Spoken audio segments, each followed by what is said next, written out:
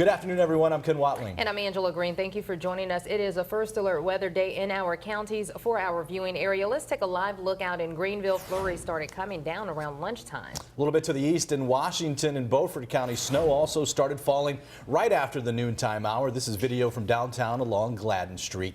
The first alert weather team tracking the latest developments, so let's head over to the Weather Center. Chief Meteorologist Jerry Jackson joins us now. Jerry, what can people expect for the rest of the night? Well, as we've been saying from the start, it's a fast-moving system, so that's the good news. We're already seeing the back edge of precipitation come into view. The problem is our surface temperatures are going to be very cold outside tonight, so what has fallen is going nowhere tonight. So be on the lookout for some slick spots on the area roadways. This is the view taken in Greenville earlier today. You see the snow was coming down quite heavily at times. It was enough to cover the ground. We did have some reports of accumulation. In fact, if we switch over and take a look at our other system, you can see some of the still pictures that we had courtesy of our viewers throughout eastern North Carolina. Beautiful pictures at times today. The snowflakes coming down really big and fluffy out there. In Farmville, Pitt County, about an inch of precipitation. That lines up good with what was being forecast for that area. We were forecasting some heavier totals between 1 and 3 inches in coastal counties, and that verified well as well. Out towards Columbia and Tyrrell County, they picked up 3 inches of precipitation. Finally, we're seeing the back edge of the snow rain line slide on out of here, but do keep in mind tonight as we continue to see temperatures fall, we will see slick spots on the roadways. We'll talk about improving weather for the weekend and the new storm system for next week coming up.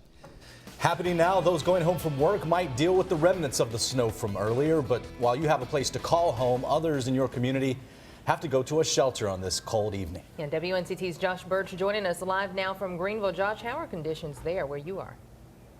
Yeah, Angela and Ken, certainly very cold out here. Expected, as you just heard, to get even colder tonight. The good news is shelters like the one here in Greenville are operating on emergency shelter hours. Now, really starting to snow here in Greenville shortly after noon today.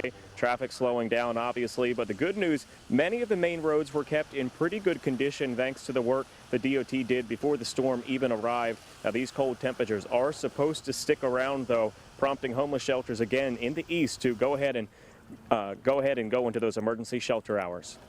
My direction to the staff is not turn anybody away. You know, if we got to 110, which I wouldn't expect, we're going to bring people in, put mattresses on the floor, do whatever we need to do.